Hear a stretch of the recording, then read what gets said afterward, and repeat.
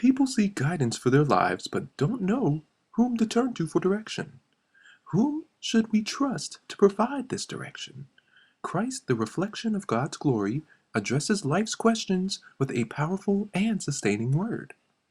Today's key verse reads, "Who Jesus, being the brightness of his glory and the express image of his person, and upholding all things by the word of his power."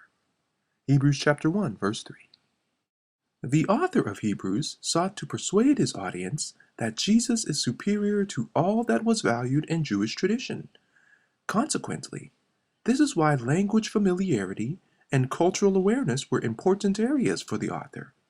The letter sought to dissuade and inform converted Jews who were tempted to revert to Judaism because of their lack of biblical understanding about Jesus. The theme of Jesus as absolute and complete adequacy fuels this passage. Through the lens of the Old Testament, Christ is revealed as the most excellent of all previous prophets, such as Moses, Samuel, and Elijah. The person Jesus is even superior to angels. For that reason, the former prophecies are true, accomplished in and through Jesus. In this letter, the writer begins with God, the initiator of revelation. So the focus is on him, not on people. The first and second verses compare God's methods of communication in the past and the present. The Old Testament records the clouds, dreams, visions, and other methods that God used to communicate with his people. God also used prophets to reveal what he was saying. The phrase "in these last days" refers to both the present and end times. There is a clear sense that God has reached the climax of his self-revelation. The fact that God has already spoken unto us by his Son suggests that at the time of the writing of this letter, the revelation had been completed. When speaking of Jesus as God's heir, Psalm chapter 2 verses 7 to 8 says, "Thou art my Son, this day have I begotten thee. Ask of me, and I shall give thee the heathen for thine inheritance, and the uttermost parts of the earth for thy possession." Everything God has belongs to Jesus. The Bible also reveals that Jesus is co-creator with God.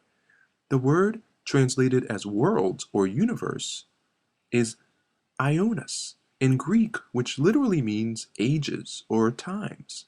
The preferred interpretation is ages, which suggests that Jesus not only created the world, but he also controls the events of history. In verse 3, we get a complete Christology. The first part of the verse talks about the Son's relationship with God, the second part deals with Christ's work, and the third part refers to his exaltation. So the preexistence, incarnation, and exaltation of Christ. The phrase "brightness of his glory" could mean that Jesus is either the reflection or the radiance of the glory of God. The Bible tells us that God is unapproachable, but Jesus makes it possible to know him truly and intimately. What a blessing! The express image of his person literally means the imprint or seal of God's nature, and the word hypostasis, translated as person, means the reality or actuality of his being. Thus, Jesus fully represents God. The term first begotten is translated from the Greek word prototokos. It does not mean the first to be created, but it indicates the privilege, authority, inheritance, and responsibility that come with being the firstborn in a family. Christ has the highest authority. The phrase "all the angels of God worship him" emphasizes his exalted nature as God, because only God can be worshipped. This is not an exaltation of his human nature, but it is a recognition of his divinity. Here's our lesson. In a society where long-suffering often overshadows hope, many Christians fail to see Jesus' greatness. So, people have continually sought other means for personal fulfillment. But an understanding of who Jesus is outdoes them all.